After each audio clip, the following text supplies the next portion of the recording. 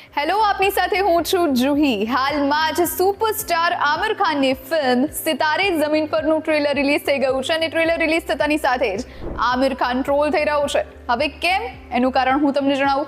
ભારત અને પાકિસ્તાન વચ્ચે તણાવભરી સ્થિતિ હતી અને એ સમયે આમિર ખાને સોશિયલ મીડિયા પર એક પણ પોસ્ટ ન મૂકી અને એને જ લઈ અને યુઝર્સ ગુસ્સે થયા છે ને આમિર ખાન પર અને તેની ફિલ્મ પર બોયકોટની માંગ કરી રહ્યા છે. આ કંઈ પહેલી વાર નથી. આ પહેલા પણ ફિલ્મ લાલ સિંહ ચડ્ડા વખતે આમિર ખાન ટ્રોલ થયો હતો અને એની ફિલ્મને બોયકોટ કરવાની પણ માંગ ઉઠી હતી.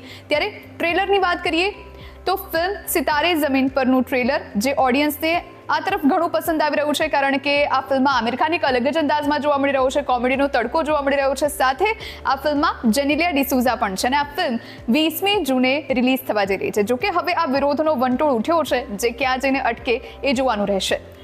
બોલિવૂડની આવી જ એન્ટરટેનિંગ અપડેટ્સ માટે ફોલો કરો એન્ટરટેનમેન્ટ કેપિટલ.